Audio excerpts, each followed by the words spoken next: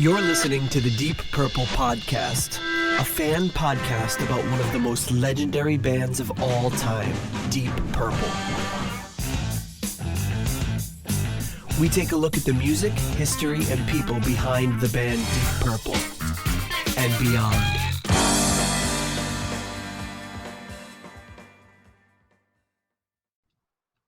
Welcome to the Deep Purple Podcast, Episode 11, Fireball, 25th Anniversary Edition. I'm your host, Nathan Beaudry. And I'm your co-host, John Matola. And this is the show where we just kind of talk about Deep Purple, all things Deep Purple. Right now we're reviewing the albums, and we are up to the Fireball 25th Anniversary Edition album. If you want to keep up to date on the show, you can subscribe in Apple Podcasts or your preferred podcatcher. You can also subscribe on YouTube. We're on Instagram, Twitter, and Facebook. All of that information is at deeppurplepodcast.com. And if you like what you hear and want to support the show, you can become a patron on Patreon. And the best way to spread the word and get new people to listen to the show is to leave us a 5-star review on Apple Podcasts. We haven't gotten any reviews recently, so please check it out. So how you been doing, John? Very good. How are you? Excellent. I think we already know we talked for like a half hour before we even recorded.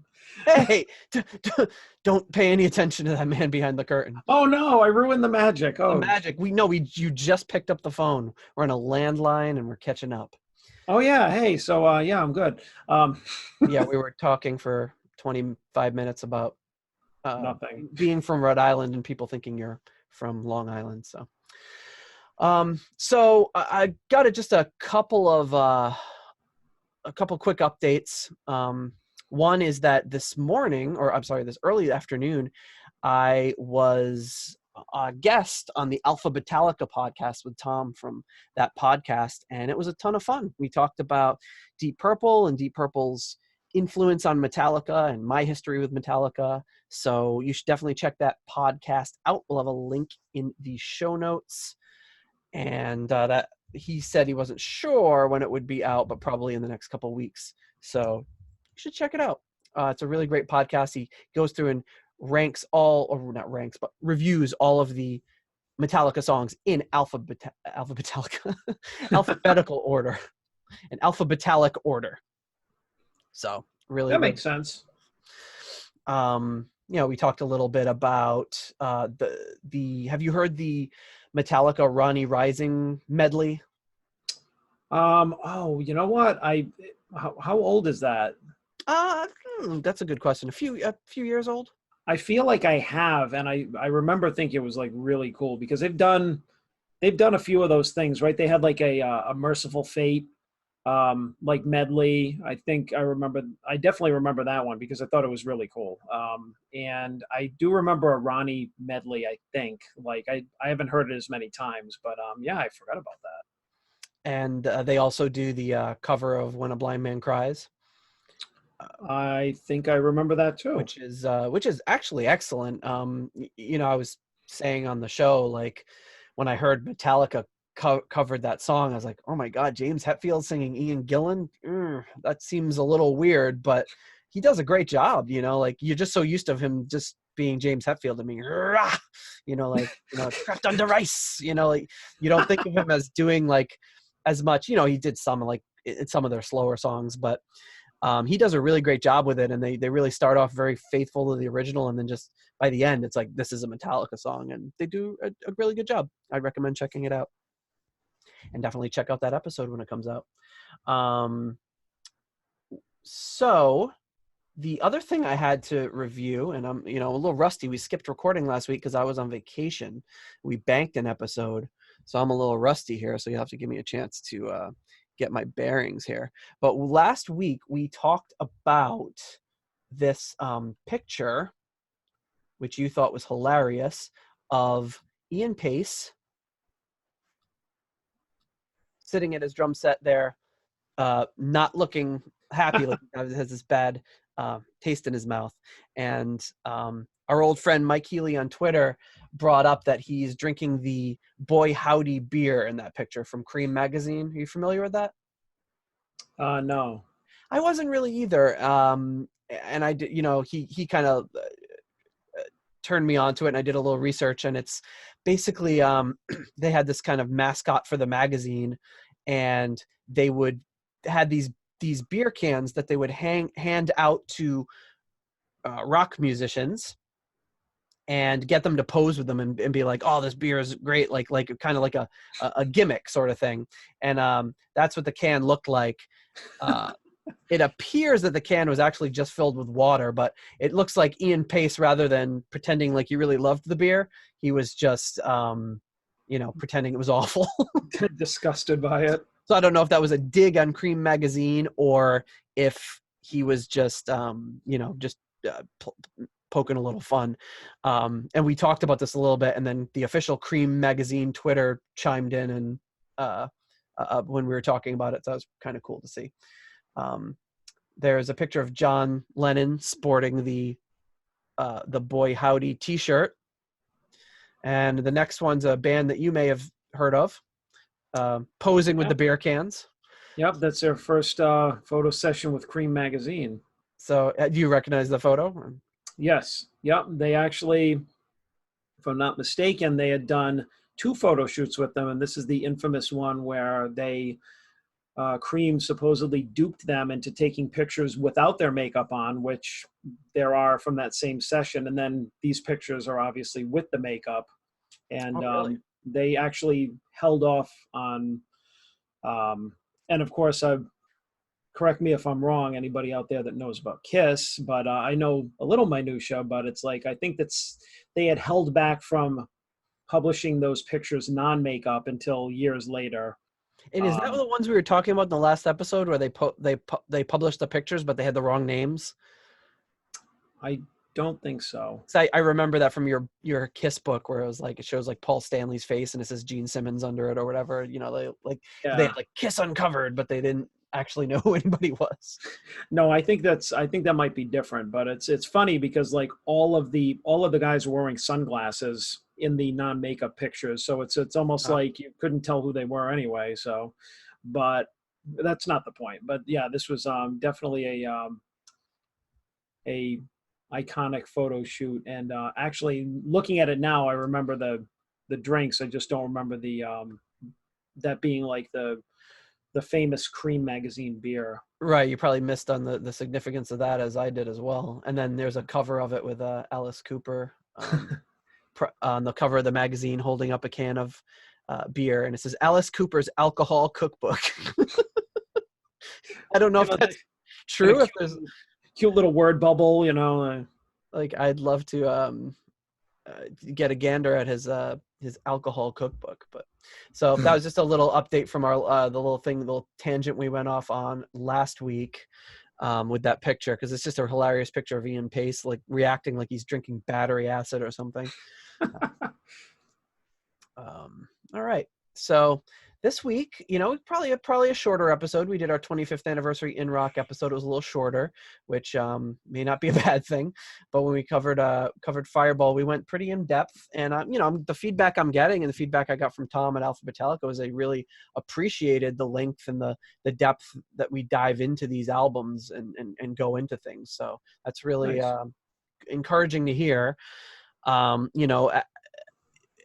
I talked about it a little on that podcast, and to me, I feel like we're just kind of getting our footing right now and getting comfortable with the format. And I think, as time goes on, we're getting into our rhythm now.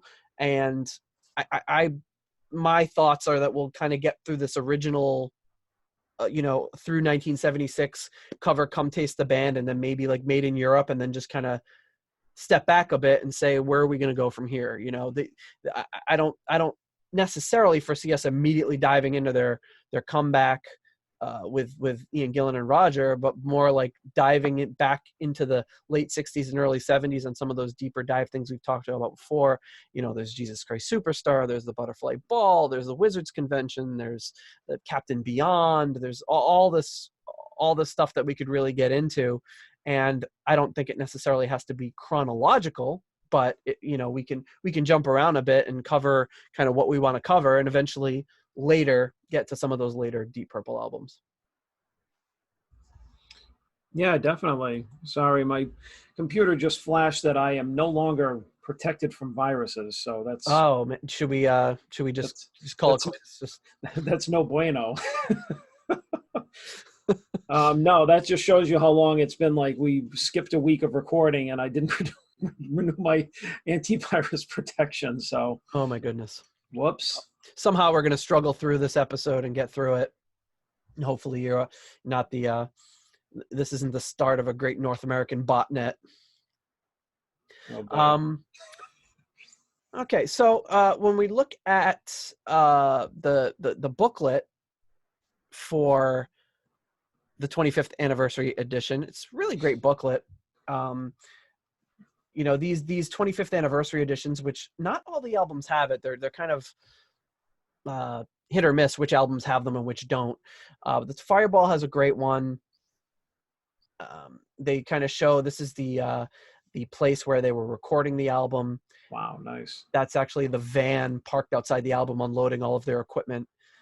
It says photographed by Roger Glover, but he must have been in a helicopter or something, unless there was a giant mountain next to where they were recording, like or a big hill, and he was maybe using a zoom lens. But it's called the Welcome Manor in Devonshire. Welcome spelled Welcombe, and that's where Fireball album was written and produced. Got some great band photos here of Richie, Ian, and Roger in the studio laying down some tracks. All of these booklets contain a lot of really cool little snippets and things from magazines and newspapers. Some great studio photos of John Lord and Ian Pace right there. A little advertisement. Deep Purple's great new single, Strange Kind of Woman, is now available on Harvest, where they had moved to after Tetragrammaton collapsed. Some more photos of Richie and Roger. Band shot. A hunky Ian Gillan photo at Delane Lay during the Fireball album session. So that must have been when they were recording some songs there. This one is Fireball. Deep Purple's Fireball. The title track of their current album is being released as a single following public demand for the further track. It will be released on October 29th, coupled with Demon's Eye. John Lord's Gemini Suite recording just released in Britain on Purple's label and is the first Purple release in America under a new agreement by for Capitol. Deep Purple leave for a 4.5-week tour of America and Canada this week. They open their tour at Felt Forum in Madison Square Gardens, New York on Friday, October 22nd. So announcing their tour there. And then it says Deep Purple in concert with Ashton Gardner and Dyke, who they would have been performing with at the time. It's pretty cool. All of these booklets kind of have some interesting stuff by Simon Robinson, who writes some great stuff. And then like the second half of them, at least in rock, Fireball and Machine Head, have like a retrospective by Roger Glover writing what he remembers from the time and things like that. So that's really cool. Some in the studio shots, a little picture of the Wasp there down in the left-hand corner. And announcing them playing at the Royal Albert Hall. Who's that on the right, like cooking something in a purple shirt? That is Ron Quinton staring at a what? Staring at a mixed gorilla. Okay. I don't know what that means. I'm not reading that incorrectly, right? At a mixed gorilla. All snaps from Welcome taken by Roger Glover. So he must have been one of the assistants there helping out with the recording. A mixed gorilla. I don't know what that means. Maybe some kind of English dish. Yeah, it's probably like baked beans and Franks or something. Then there's some little promo poster for Strange Kind of Woman and the Fireball singles. The concept art we talked about last week of that Roger Glover had drawn for the album cover of the Fireball, and some international releases there. That's about it. So it's really cool little booklet. A lot of great stories in there. A lot of great pictures, behind the scenes stuff. Definitely worth picking up and checking out. So for Sorry, Google Calendars is alerting me that we have a meeting starting now, which I am aware of. So one of the things mentioned in the book is, I guess they had talked to Ian Gillan for the 25th anniversary of In Rock, and he kind of lended some quotes. And when they talked to him about Fireball, he said, I can't remember anything. And kind of pointing to the fact that what was said by some of his bandmates is that he was drinking a lot at that time. So he doesn't really have too much of a memory of the recording. Wow. So they talked also in this booklet about how when they were doing that famous Hollywood Bowl concert where the score for the concerto just blew into the ocean, was lost forever. They talked about how they were kind of doing this Hollywood Bowl as a kind of a way to promote and push forward Fireball the same way that the original concerto had done within rock. Didn't really work the same way. They were hoping that they could get that same sort of support in America that they had gotten back home within rock, but it didn't really work out. You know, those kinds of things really tend to happen organically, and they were trying to kind of repeat the magic from that, and it just didn't work out. Mm-hmm. So for the album of for the album tracks, we start off with Strange Kind of Woman.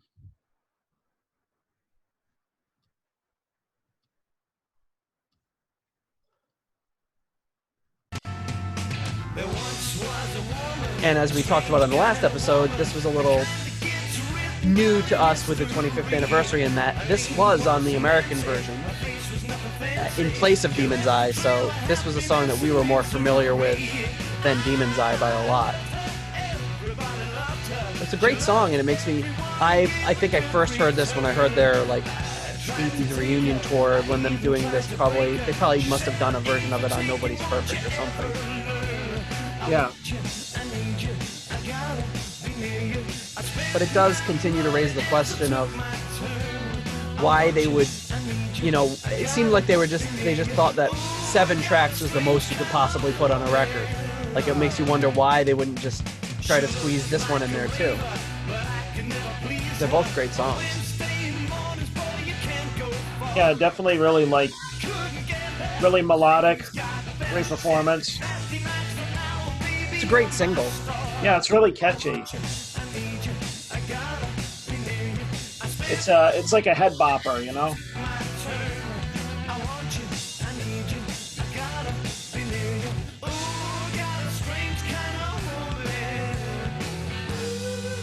And I like this part here. This is kind of nice, subtle little breakdown here. I've been noticing more and more that Purple does that a lot, is that they're really rocking along and then they slow down for like a bridge or something. Yeah, we talked a bit about that in the Fireball episode too. It just wasn't something I really noticed until we started doing this, was that kind of formula they would do. This song isn't as hard-hitting as some of those other ones where they just assault you and then dial it back for a really mellow guitar solo. This one keeps that same tempo and that same pace. Yeah. But it's still that formula of kind of slowing down after they have a rockin' start.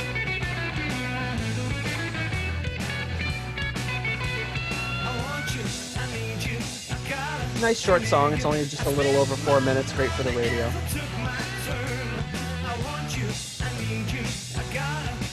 Yeah, it's a nice break from some of their longer, more complicated compositions. Yeah, there's a lot of them, yeah.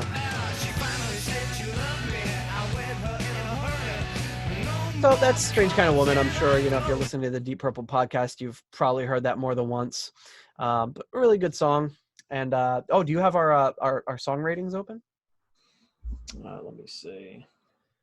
It will only take me a second. I know what I will rate it now. I just wonder if it's the same as what I rated it originally.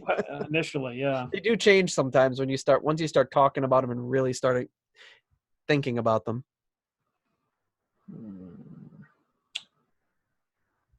Let's see. Can I guess what I rated it? Where the heck is it? Oh, there we go. Strange Kind of Woman. Yep. I guess that I rated it a 4. You did, and so did I. All right. All right. Yep. 4 pilgrim hats, baby. And I also put some more formulas in my rating so we can see what the biggest swing is.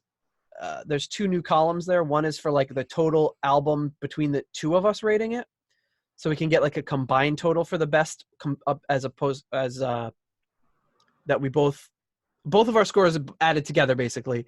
Yeah. Give you a total score, and then there's a differential between our scores, so you can see which albums we disagreed with the most, or agreed with the most.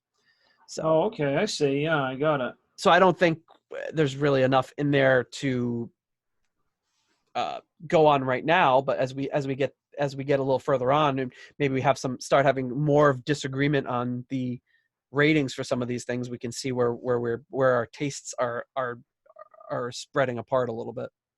Well, it looks like, yeah, looking at the variants here, it looks like there's a little bit. It's kind of interesting, yeah. Looking at there's like a little bit of variance through all the albums, but there was like basically none on, like looked like we were dead even on Deep Purple and Concerto, mm-hmm. and our biggest variance was on the Book of Taliesin. Like, so far, and it wasn't by a lot, right? It was 0.29. Yeah. So, but yeah. So yeah, it's interesting to see that. You know, I'd be interested to see when as we move into the later albums, and then also when we kind of branch out to some of the extended stuff. Like I'm sure there's avenues down the Deep Purple paths that where you're a little more keen on than me, and vice versa. So that'll be cool to see. Mm-hmm. So another song included on this is a song called "I'm Alone."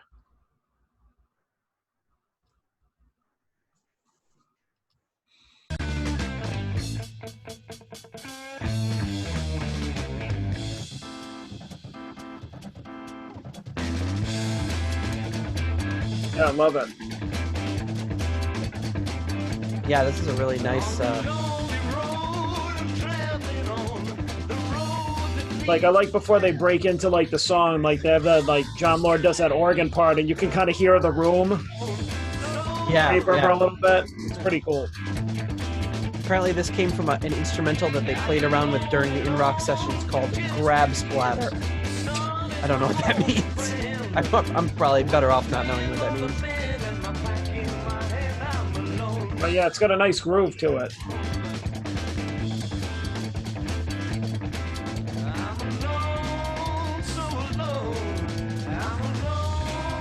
It seems like with all of these tracks, they had enough material for they could have included 1 or 2 more tracks on the album very easily, because they got some really quality ones. Oh yeah, I mean all these additional tracks are like good enough to have been on the album. Like I don't hear any throwaways. And they said this one was thrown together in an hour and mixed in the early morning. So I mean, it's a very simple song. It's very short. For Deep Purple standards, it's 3 minutes. That's like it barely qualifies as a song for Deep Purple. Even in a 3-minute song, they can find a way to trade off organ and guitar solos.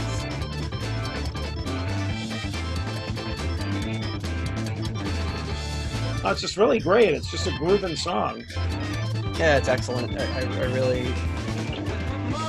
A lot of times I don't dig too much at, like, you know, when I hear like bonus tracks, I'm like, well, I can see why they didn't put that on the album. But with this particular album, I think there's some really good material here. Yeah.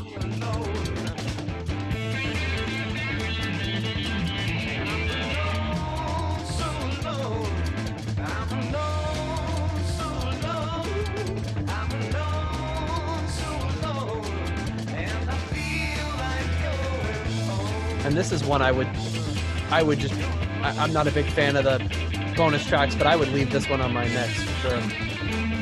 Oh yeah, I used to.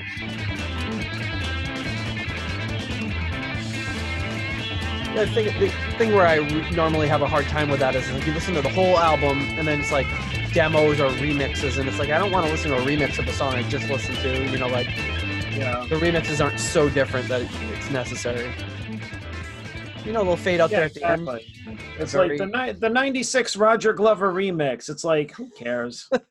Like, well, oh, I mean, I don't. I mean, it sounds good, but I don't hear a huge difference. And right. maybe It good. I don't want to hear a huge if you difference. sit there and really, if you A B them and listen to one after the other and listen, Sure.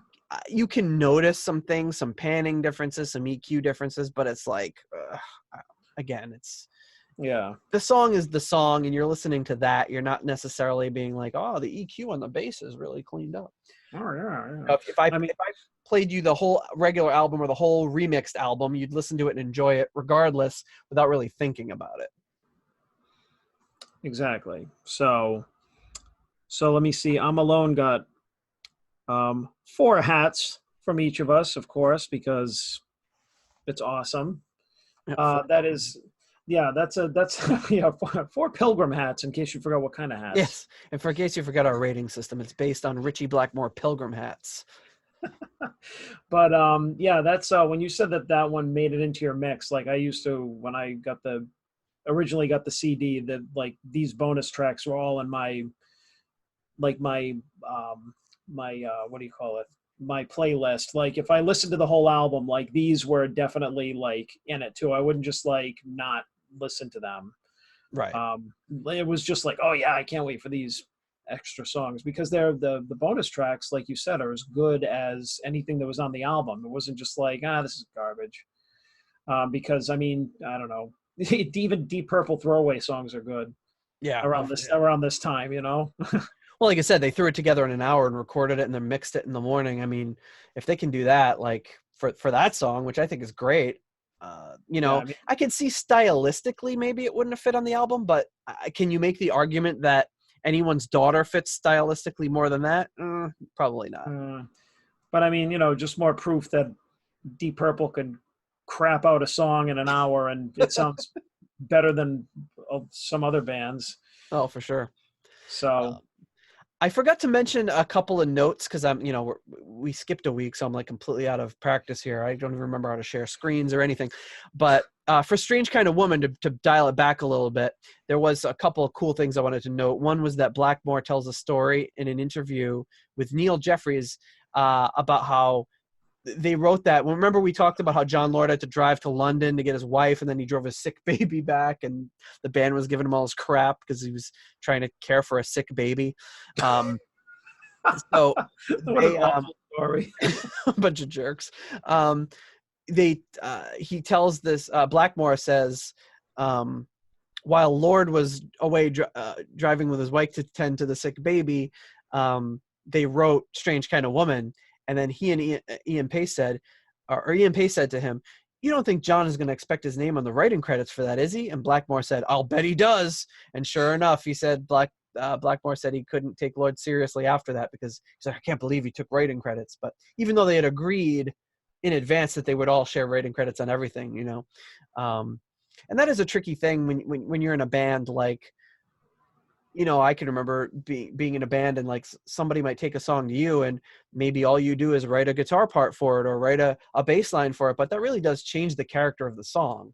It's not the same as writing the song, but you know, if somebody brought a song to me and I just played the exact same chords as them, then yeah, but if I add if I syncopate the rhythm a different way or if I add something creative in the bass, then I think you should get partial writing credits, you know?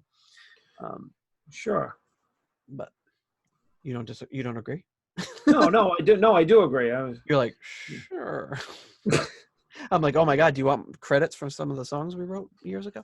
Yeah, give me. Yeah, I want none of the money that we made. I'll tell you. I will split the royalties with you.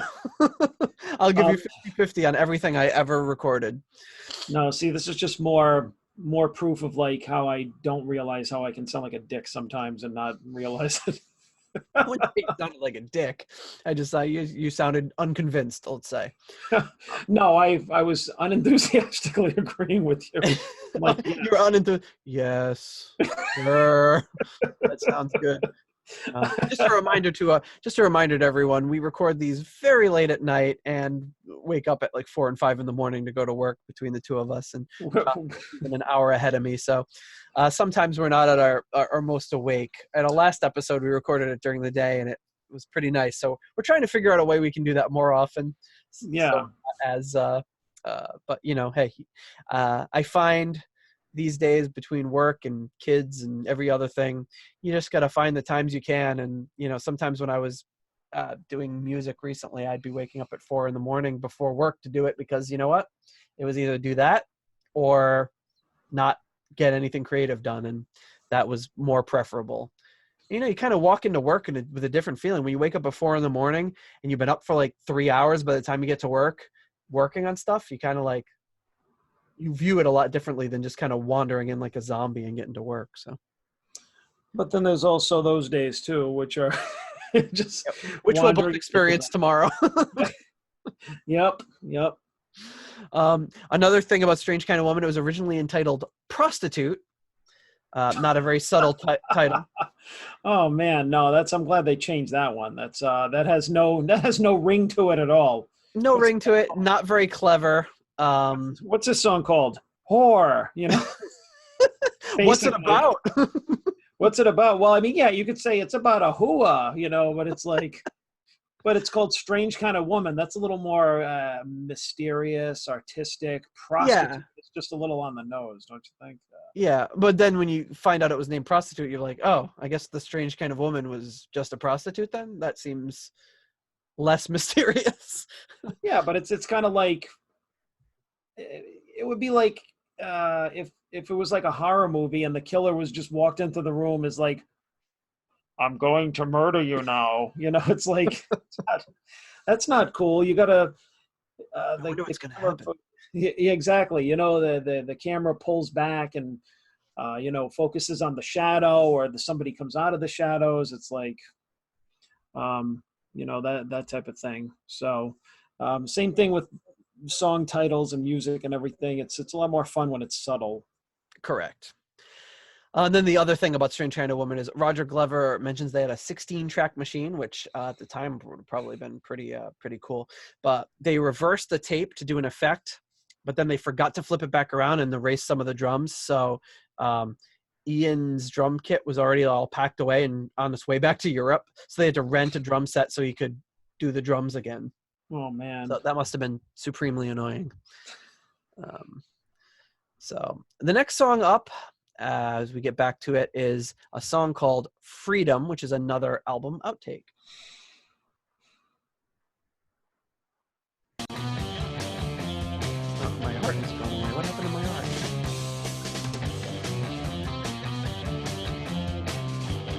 Oh, just look at this nice traffic cone. VLC traffic cone. I apologize to all of our 12 YouTube subscribers. Our podcast listeners won't notice any difference. So this was an attempt to create an encore to replace Lucille. So they were using the cover Lucille as an encore at this point, and they wanted something to replace it. And that's what they thought this song would be. But they ended up eventually just going with Strange Kind of Woman in place.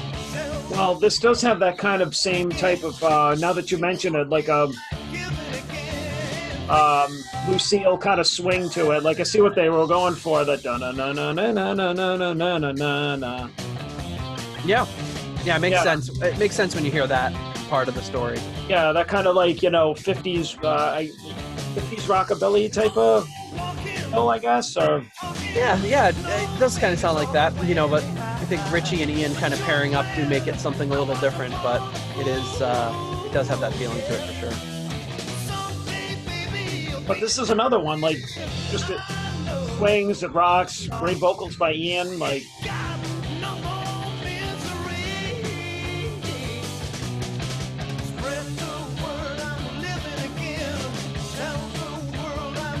Nope. You saw that? I saw you try to stealthily change it. Yeah, it didn't work out so well. Yeah, I really like this song. Again, I don't know stylistically, would this have worked on, would this have necessarily worked on Fireball? I don't know. I mean, knowing the album Fireball now as we do, 3 songs wouldn't have worked, but it would have been a good album if they were on. I think play some of the more offbeat songs. Yeah. or even, you know, in addition to them. And if the track order was mixed differently, who knows?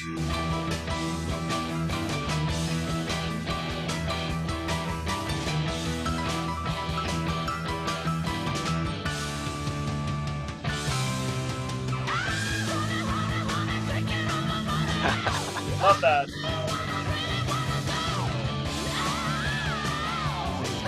Bringing it all to the party on this one. It's great.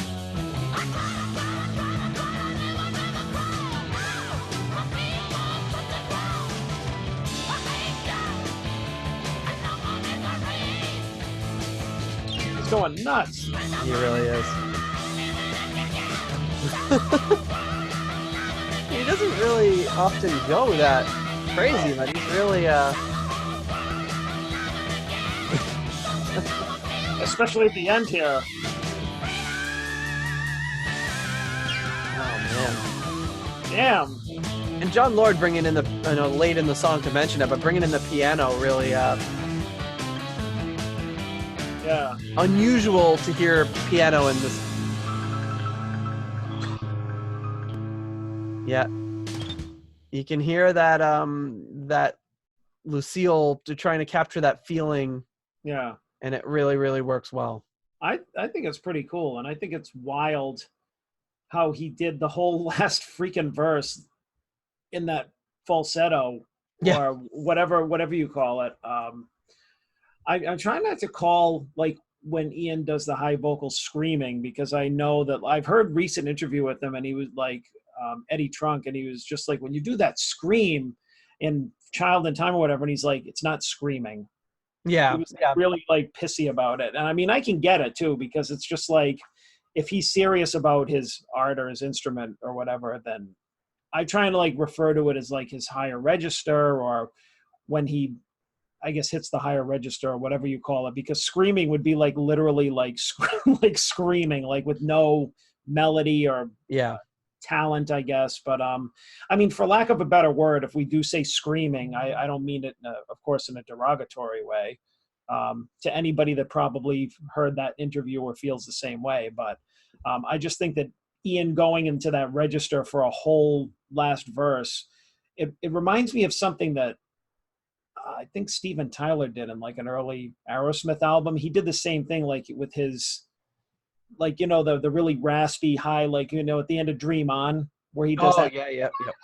Dream. He did like maybe Toys in the Attic or one of those early albums. He did like a whole last verse in that voice, and it was just, I was like, whoa, that's a lot. Yeah. That's like a little extra there, buddy. But I don't know, Ian Gillan doing it, it's like, whoa, it's awesome.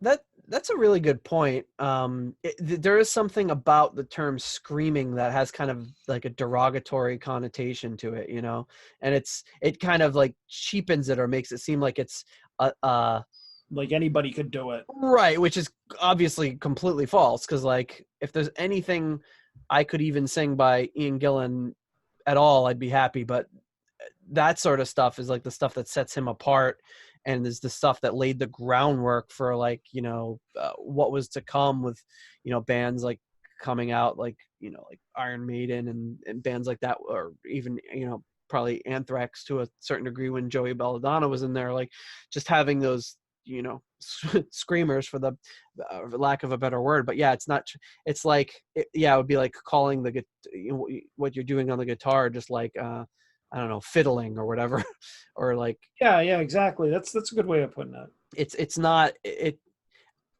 Yeah, I mean, I've never meant it in a derogatory term, but it definitely, there's a huge amount of skill involved. It's not just you know, like, yeah, I don't know. I don't even know how to characterize it, but that's something to think about. Is, you know, I think vocalists in general get a bad reputation because it's viewed like that they don't have to try, or they don't have to like exert themselves the same way as instrumentalists. And I think I don't feel that way. I think a lot of people do. And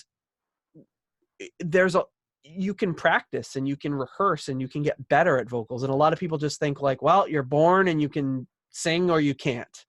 you know, Mhm. and that's just not the way it is. It's like anything else. Like you practice, and your voice is an instrument, and in a lot of ways it's more precarious because you have to take care of it, and you have to act. You can't just go out there and start screaming as loud as you can. You blow out your voice. You know, with the guitar you could just go out and just start shredding immediately with no warm up, and you're not going to hurt yourself, but you could do damage to your instrument if you do that with vocals. So in a lot of ways it's more delicate and more refined than even playing an instrument. It takes a lot more finesse, and I feel like vocalists, even though they get the recognition and they're usually the face of the band, and you know they're the people that get the most attention, they don't get the most credit as being musicians, and that's not really fair.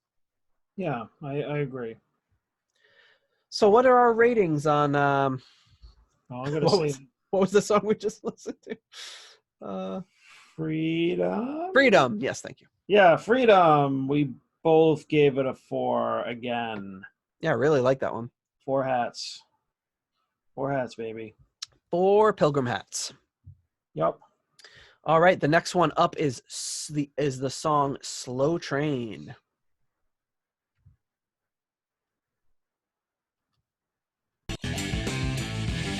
Really dig the opening for this one.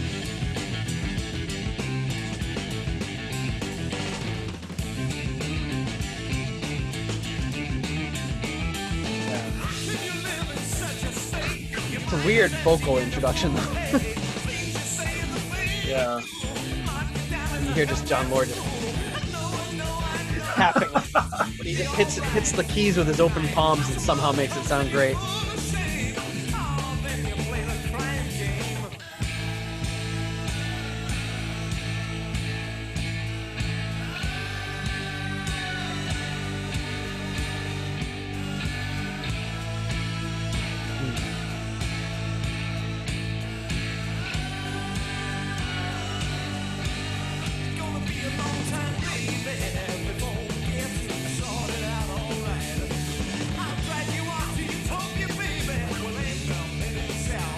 It's definitely cool, but I don't like it as much as the other ones. Yeah.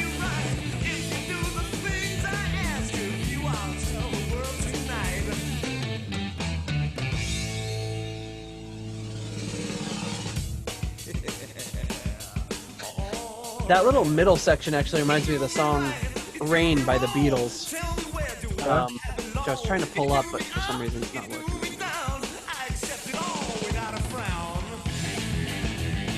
That's such a great heavy riff, though. I feel like they probably could have taken this riff part and repurposed it with something else. Yeah. Yeah, it's definitely cool. It sounds almost like Green Bullfrog. Like something that would be on Green Bullfrog.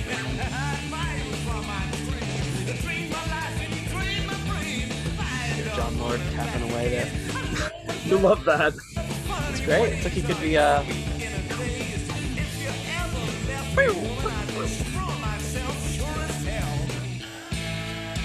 I did try fooling around with that. Like this part right here sounds like Rain by the Beatles.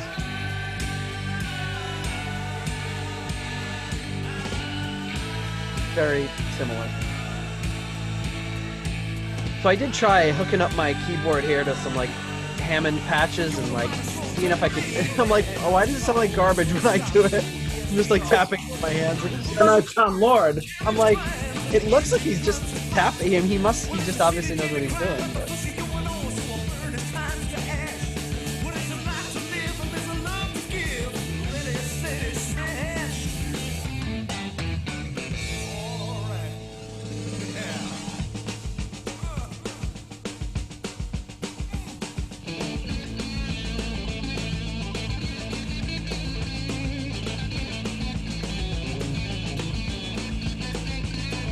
This part sounds like Slow Train, like the title Slow Train would apply to this. Yeah, the drum has a kind of like choo-choo, chugga-chugga, choo-choo And the organ sounds like the whistle of the train or whatever, It's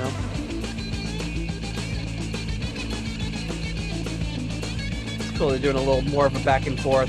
Usually like John takes a big section and Richie takes a big section, but they're just trading off like 2 or 4 bars or whatever. The song is, this is like a classic example of a bonus track where it's like really good song with really good ideas, but it sounds like it needed some work. Yeah.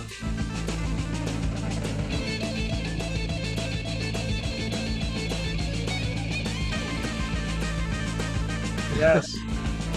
I could see them doing this live, and usually Ian would jump in though and try to switch off with Richie.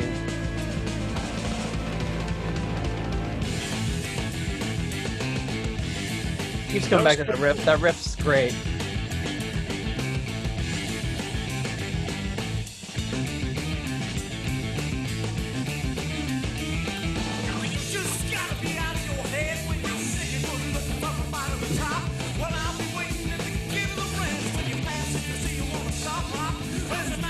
And John Lord started that percussive thing with the Hush single, you know, and he just kept bringing it back, you know.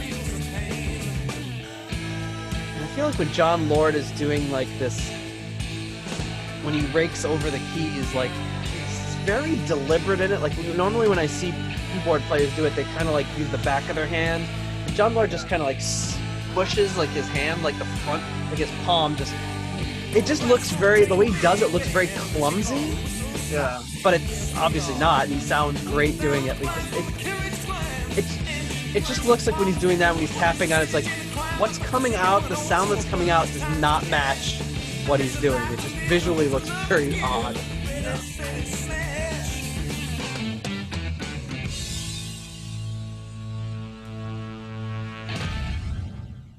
Great ending.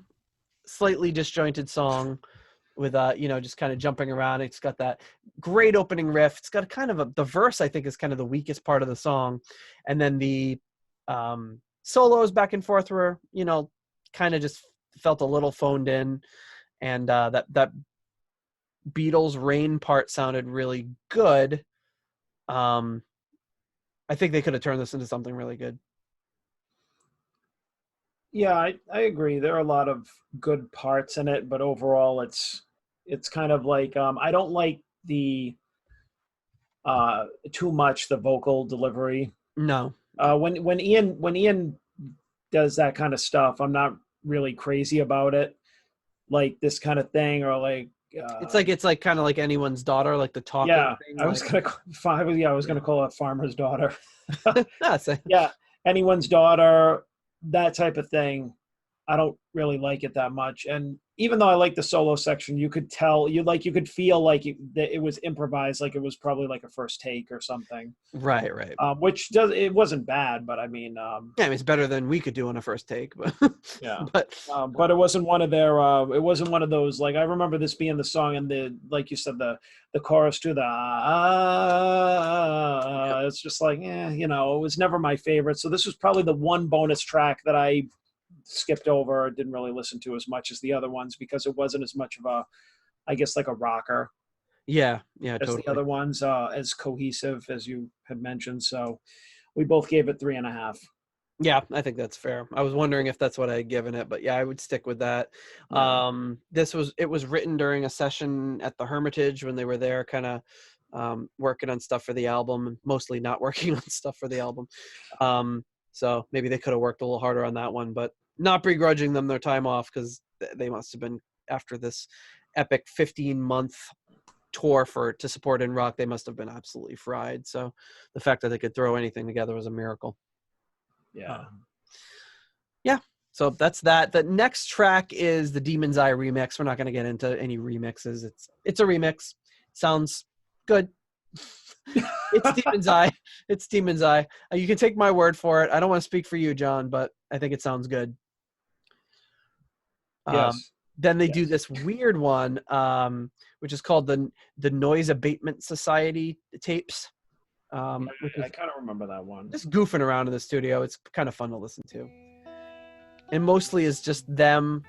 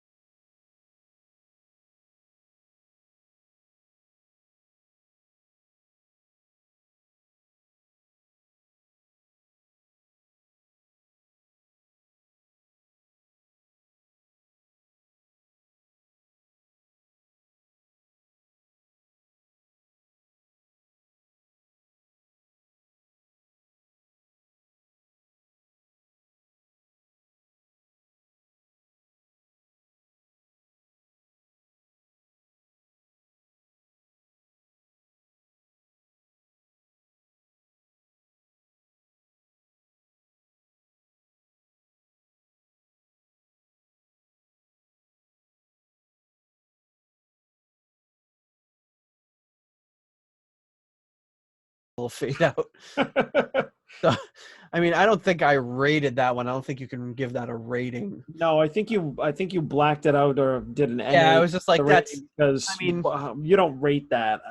That's just no, fun. it's not a song. It's just them having a Yeah. little fun and being a little drunk, more than a little drunk.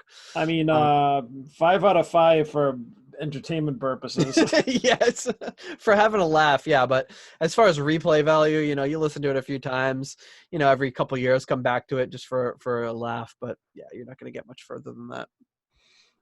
And then after that, we've got something sort of. I don't know that we need to listen to the whole thing, but the first take of Fireball.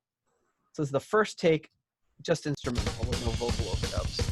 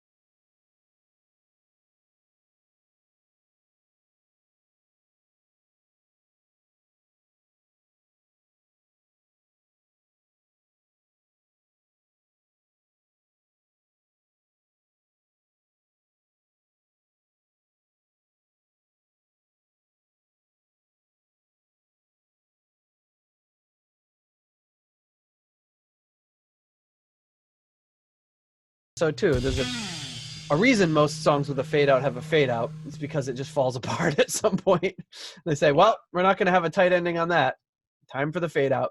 There's There's some albums that were just like every song fades out and you don't really realize it. I think like Michael Jackson Thriller, I think I want to say every song on that is a fade out, which is a little interesting because there was so much electronic going on there. I don't know why they would have had to fade out, but it's either A, you don't know how to end the song, or B, something gets screwed up at some point and you just have to fade it out.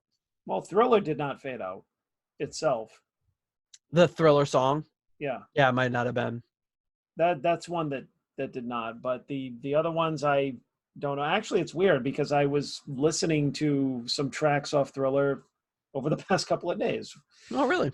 And that's not something I listen to a lot. Well, on my Spotify, it's got your best of, it's something like the best of last summer or whatever. And it's really crazy, which I enjoyed it because it like puts together probably, you know, between whatever I listened to last summer, shows what was like on my most played list or whatever, or things that I probably had in heavy rotation or just stuff like that. And Oh, that's so cool. it was funny It's like because time hop for music. yeah, but it was mixing up like the craziest songs. It would be like tracks off Thriller, which apparently I was listening to, but then Megadeth or something. Like it was kind of weird. And then like stand-up comedy, like a thing from a stand-up comedy album. That's when it started to go off the rails, and I would just hit like forward. So that's where it sucks if you listen to stand-up comedy albums on Spotify. But yeah, anyways, I just thought it was weird because I never really think about the Thriller album, and it's actually really good, which has nothing to do with anything except I just remember a while ago somebody had listened to it though, like one thing that sticks with me, and they were like, yeah, like I haven't heard Thriller since I was a kid. Mm-hmm. And like me and my friend listened to it recently, and actually it's just not that great. It's just kind of like a really good pop album. And I was like, actually not really. It's Well, actually like really, it is a really good pop album. That's kind of the point, right? but I mean, it's not like they just thought like, oh, it's a pretty average pop album, not great. And I'm like, it's kind of great. I remember one of the first albums I ever got, and me and my cousin who lived next door, she was over, and we were just like bouncing. We had this like fold out couch upstairs, and we were like bouncing on that, doing "Mama say, Mama sa, Mama kusa," and then for years, just always, it was one of those things where you mishear lyrics, and you're like, I'd always sing, "You're a vegetable," and I was like, it's so funny because it's like that's not the real lyrics, and then you look up the real lyrics and like, no, that's actually what he's saying. You're like, oh. I was gonna say I used to say that too. Yeah, like I for my whole life, it was actually recently. Last year I did this. I don't know if you're following on Instagram. I was doing these 8-bit albums, Mm-hmm. and I did Thriller. So I would just kind of create using the Nintendo, all the music from all the albums made with Nintendo sounds. And I did Thriller as one of them, and I was singing along as I'm recording it, and I'm like, "You're a vegetable," and I'm like, it's so funny. Like I've always thought that. I wonder what the real lyrics are, and I look it up, and I'm like, oh, I was right. Usually I'm wrong in those situations. But He was a friggin' weirdo. well, yeah, it was, unfortunately, a lot more things came out after that. Well, things we always suspected. But anyway, we're not going to get into that. Next. That is a can of worms we do not want to open. Next, back to Deep Purple. Back But anyways, I would say, oh, you know what? We both rated the Fireball instrumental. We both gave it a 4. Oh, good. Yeah.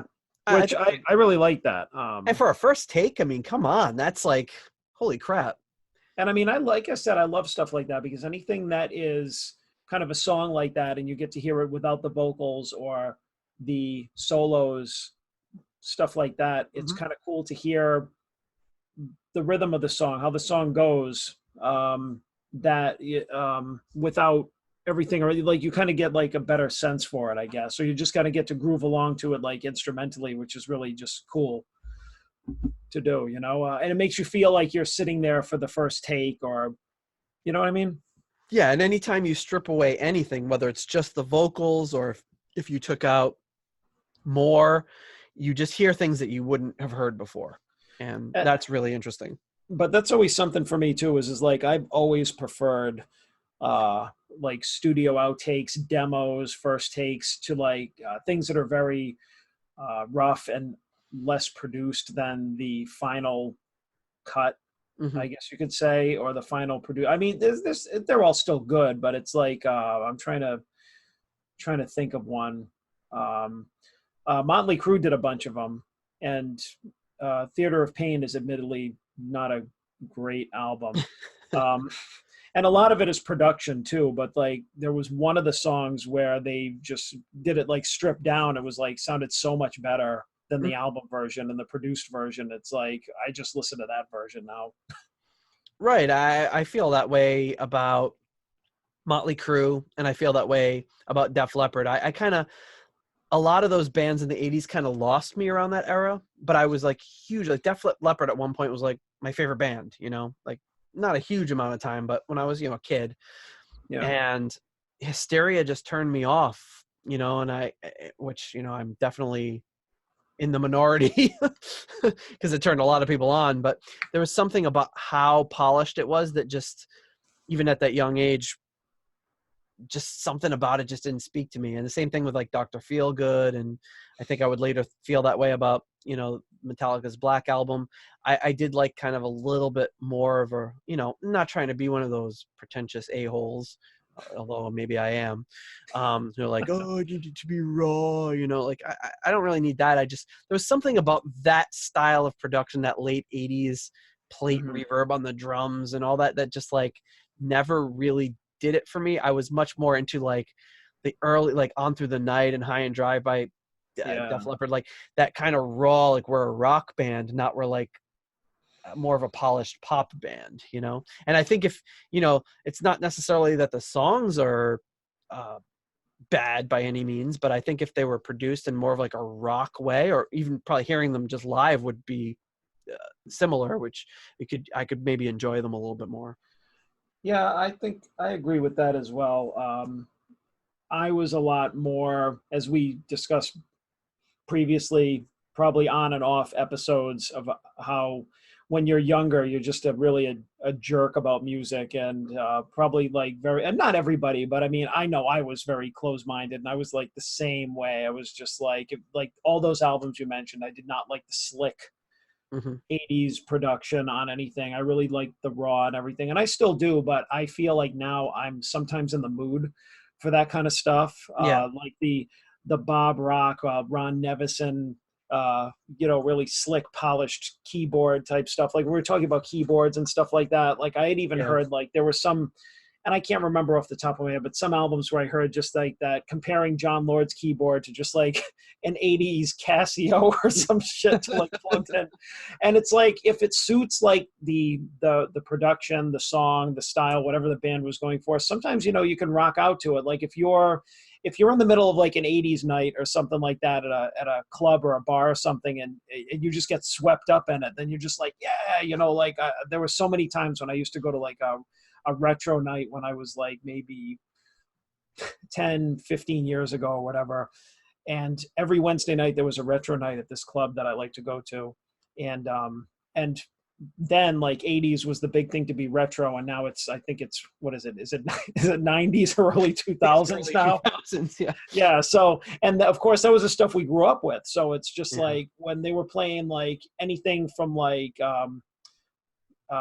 Depeche Mode, Cyndi Lauper, the Eurythmics, to like Def Leppard, and like even the heavier like poppy stuff from like the bands that we liked, that fit in with that kind of production, or that time, or that period of time.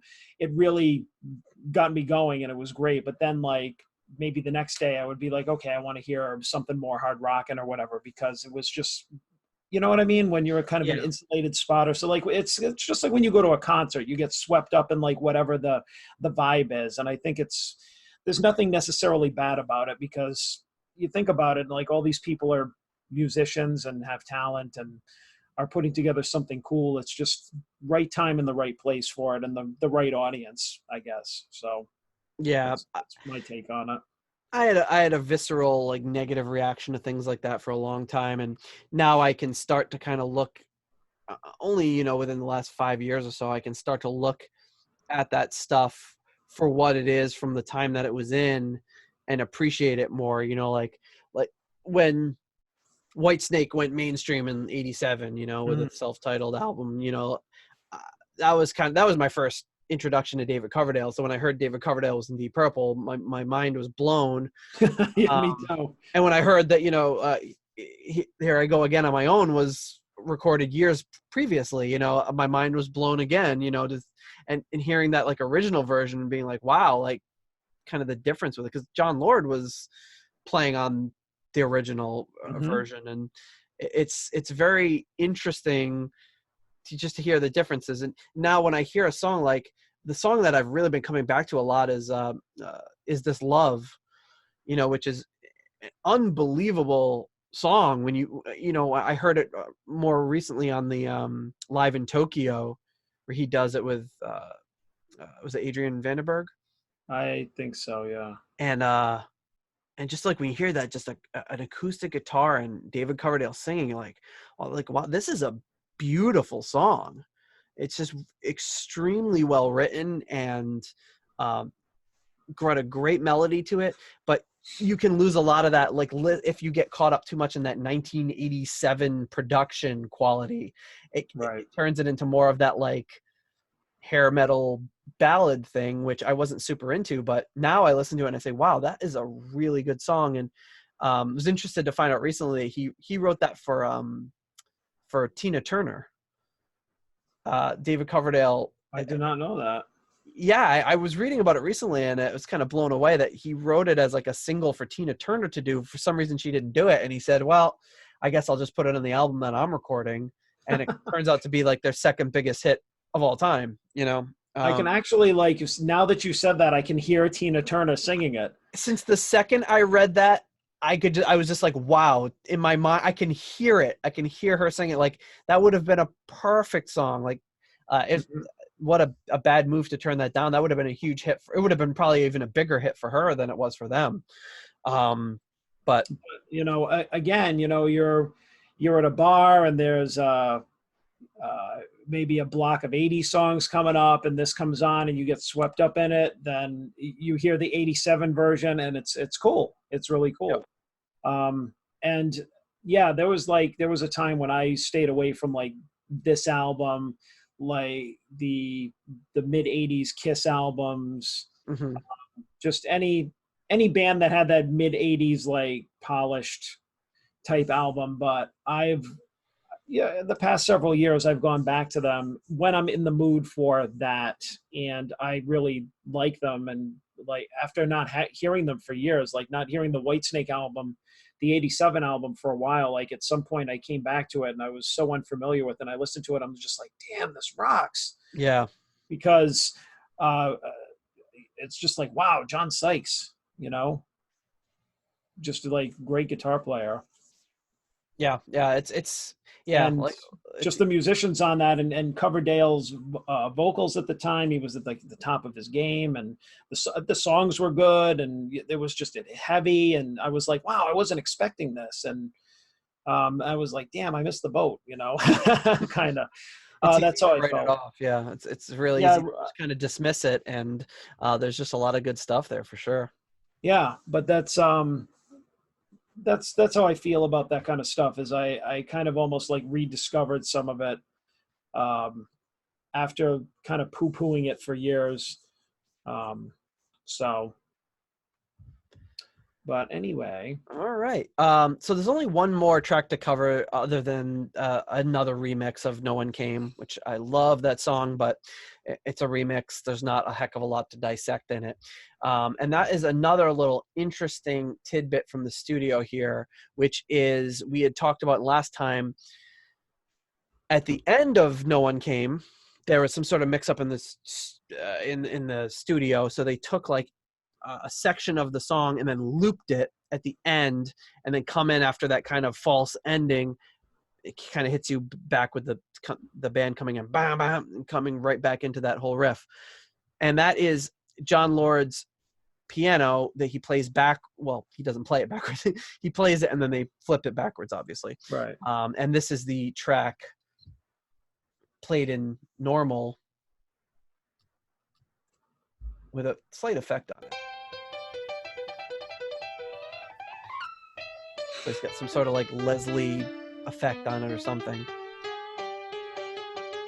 This is very short, only about a minute, but if you want to hear the actual piano section in real time, this is what it would have sounded like.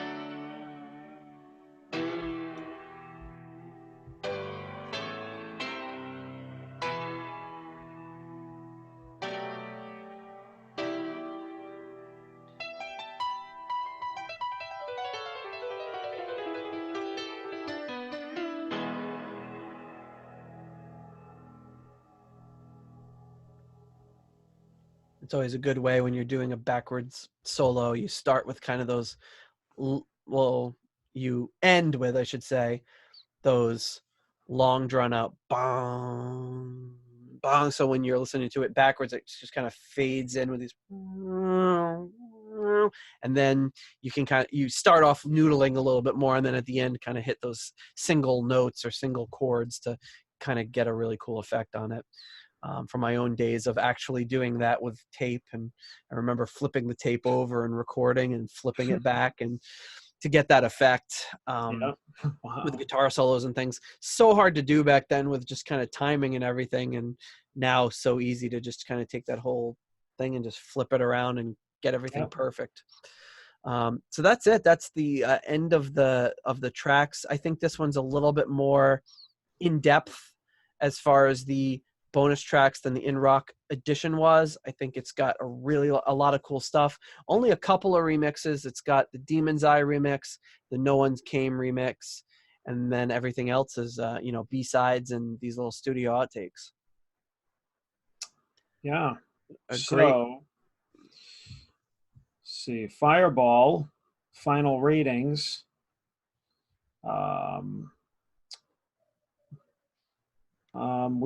We both gave. I liked it slightly less than you did.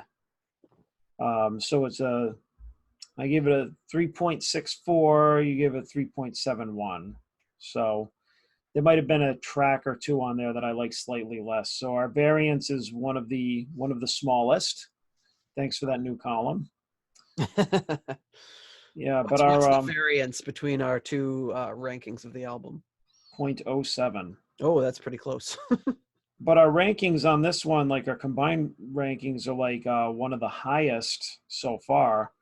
The highest being In Rock, we gave an 8. This one, if you round, we gave a 7. And then Concerto, not Concerto, Deep Purple still beats it out. I'm sorry. Book of Taliesin and Concerto get the same. Okay. We gave it a combined rating of 6. And Deep Purple, self-titled, is 6.75, or if you round up to 7, it's probably like still one of the highest. Mm-hmm. And unsurprisingly, Shades of Deep Purple is like right there at the bottom of the shit can. Well, we haven't covered Bananas yet. Well, I don't know. I'm not very familiar with that album at all, but the word on the street is but I am very much looking forward to covering that stuff with an open mind and for what it is. Yeah, I mean, if anything, I'm looking forward to hearing some stuff that I haven't heard in a while, or stuff that I haven't heard at all, because admittedly, like after, God, I don't know, 94, like I don't think I've listened to any new Deep Purple. I think you were more in the listening to, like, you had like that kind of House of Blue Light and Slaves and Masters stuff. You knew that stuff a lot better than I did, and still do, I'm sure. Yeah. I had gotten Perpendicular when it came out, and I listened to that a lot, so I'm maybe a little bit more familiar with that. But I'd say the early 90s Purple, I almost don't know anything about. Yeah, although, I know some of what's it? It's just like that episode where we couldn't think of the name of the album. Nobody's Perfect. Oh, yeah, which one? Nobody's Perfect, I think, right? Oh, okay. That album I know fairly well. Yeah. Those I don't know inside. Like these, Perfect Strangers. Yeah, these I don't know inside and out. Like the '80s albums, I don't really like. The '70s albums, I know really well. Mm-hmm.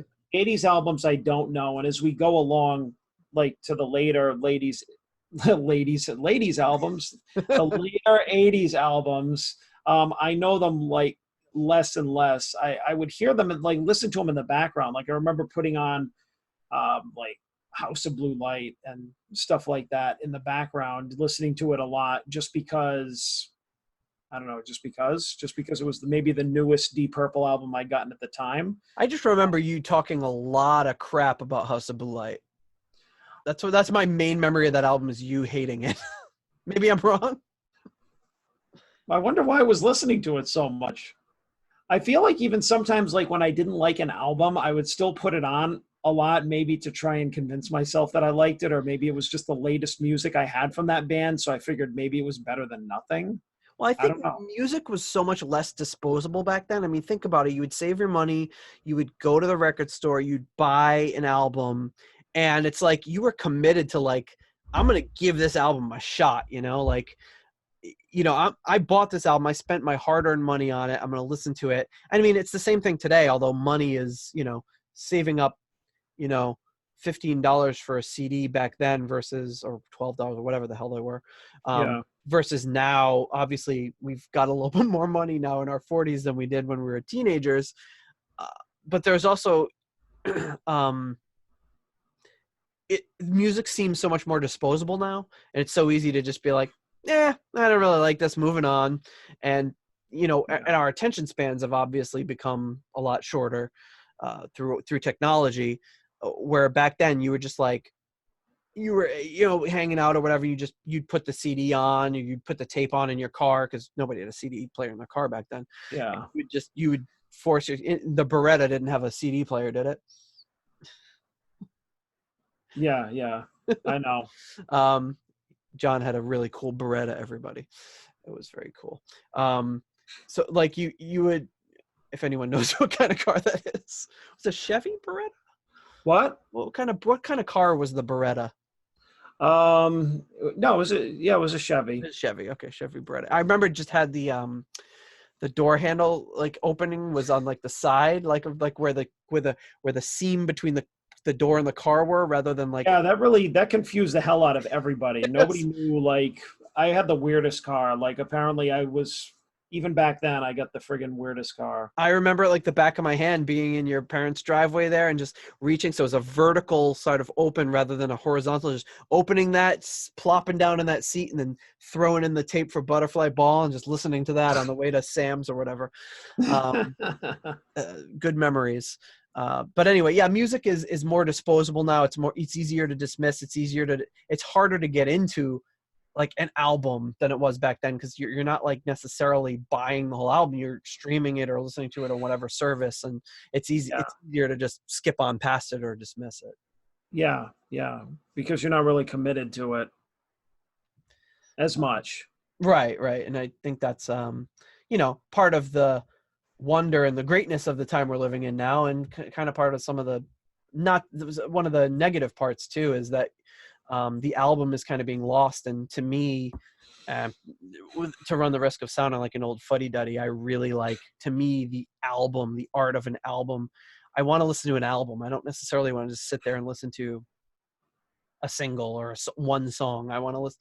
Right. And some songs are enhanced by listening to them as an entire album, as a work of art, rather than just listening to the single. So you sound like a demon right now. I sound like a demon. Yeah, your vocals are kind of messed up on my end.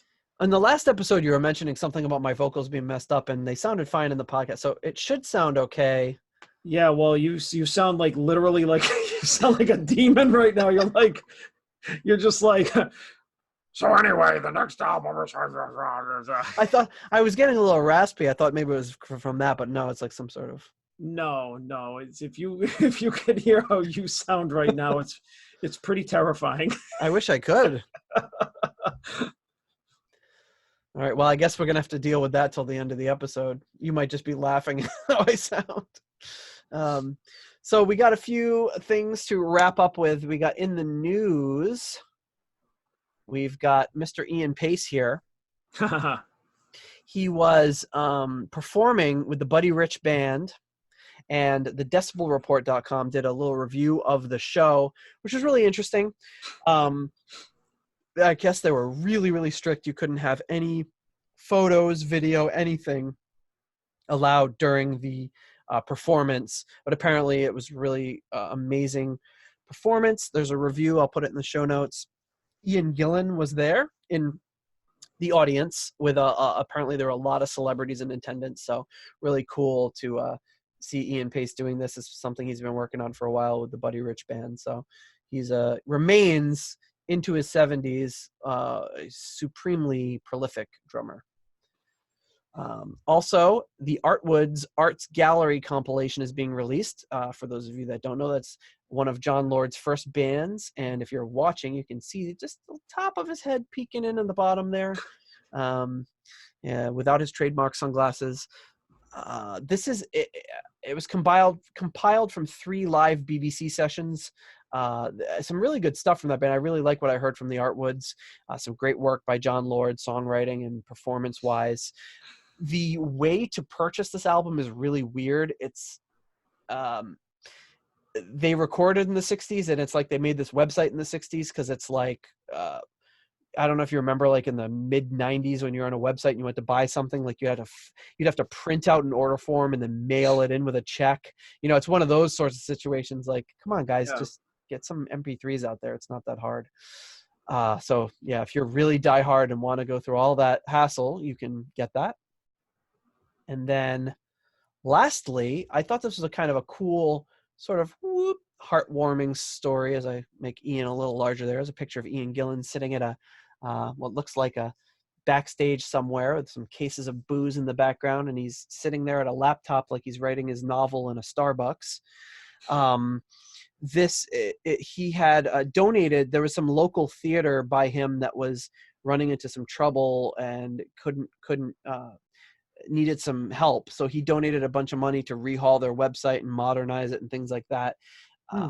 And the director of the theater, it's the Marine Theater. This person's name is Gabby Rabbits, which is a pretty awesome name. She said, our old website had run its course and we were finding it difficult to communicate with our audience and the community.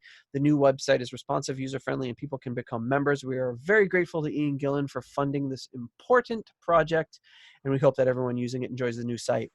Ian Gillan says, I am delighted to support the Marine Theater in its anniversary year. It does a fantastic job of bringing in names to the town while celebrating local performers. This new website is helping to communicate their important work to the community. So pretty cool stuff. Good to hear some of the philanthropic endeavors being done by Mr. Ian Gillan. And then lastly,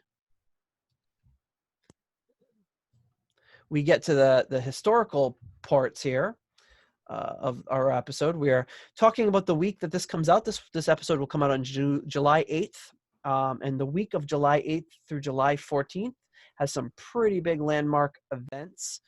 On July 10th, 1942, Ronnie James Dio was born. And here's a picture of Ronnie James Dio wearing what appears to be a pirate shirt in some sort of neo-Renaissance library, presumably in his old home with stained glass windows and a Renaissance painting in the background. Exactly where you would think Ronnie James Dio's study would look like or whatever. Oh yeah, beautiful. very, very cool stuff. Another, speaking of Renaissance, on July 10th, 1969, Roger Glover and Ian Gillan played their first show with Deep Purple at the Speakeasy. And this is a picture of them dressed up like, what would you say, like the Three Musketeers? Looks like. Yeah, maybe they were just like, for a while, Richie convinced them to go into... He convinced them to join Blackmore's Night. Yeah. Hey, if you guys just try these on, see what you think. I'm looking for a singer and a bass player. Yeah, it looks like Ian Gillan looks like D'Artagnan with the long hair, and he's wearing like some sort of cape, and he's holding a sword. And Roger Glover is holding onto the same sword, wearing like a I don't even know what to call that jacket, like a puffy felt hat. I don't know. I have no context for this photo, what was going on, but it's pretty incredible. And then On July 9th, 1970, very fittingly, Fireball was released. So we spent the last 2 episodes talking about that album.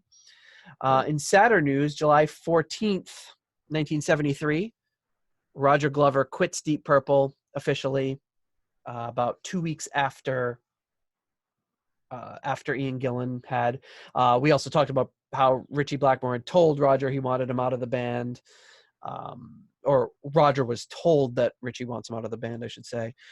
So whether he kind of quit prematurely or whether he was fired, it's hard to say, but we know that has a overall happy ending. So not as sad as it could be for one of my favorite members of the Deep Purple family.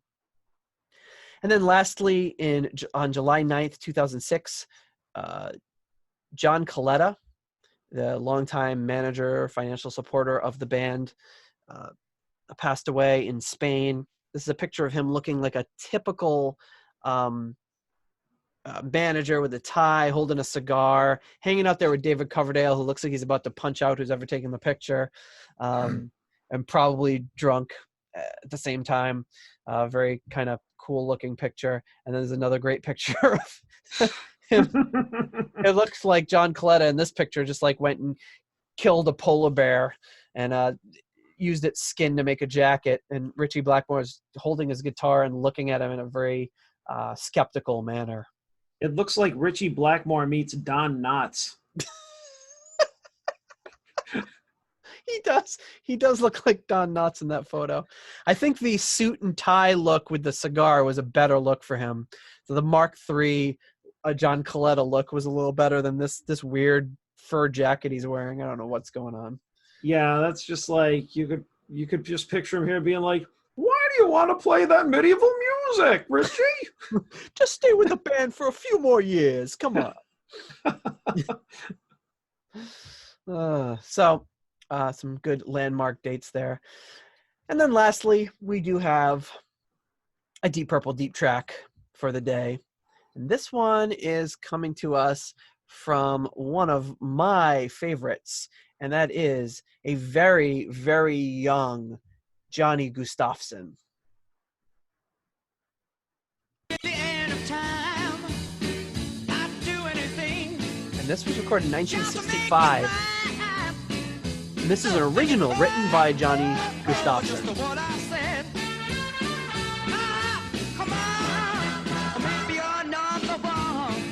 So they were kind of promoting him as a solo act at that point. Unfortunately, Nate, I can't really hear this that well. It's distorted just like your vocals. Oh, okay. Yeah, bummer. Well, when the episode comes out, you will have to really give that a good listen. It's really good. It's got horns. It's got Johnny Gustafson just belting it out. Again, 1965. This would have been in the peak of the Beatles starting to come on the scene, years before Deep Purple.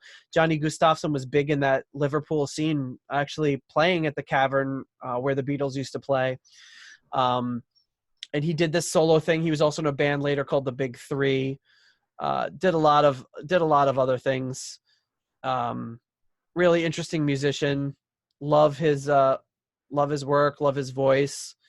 Would later be in the Ian Gillan band as the bass player, and a number of other things. Quatermass, of course, who we talk about all the time. Really great bass player and vocalist who sadly passed away a few years back. So that is today's Deep Purple Deep Track, and we may not be having Deep Purple Deep Tracks every single episode anymore. We were talking before the show, we're probably gonna, with these big albums and coming up next, Machine Head, we're gonna really want to focus on that and dig deep into that. So we might scuttle the news segment and the comment segment and the Deep Track segment, and just reserve those for kind of more specialized episodes like today's episode, so we can really dig into the music. So. And that's all I got for today. You got anything else for me before we close it out? Nope. I'm good. All right, putting you on the spot there. I'm good. I'm good. Yeah, no, I don't have anything else. All right, then. Well, with that, we will close out yet another episode of the Deep Purple Podcast. Thank you so much, everyone, for listening, and we'll see you next week. Bye.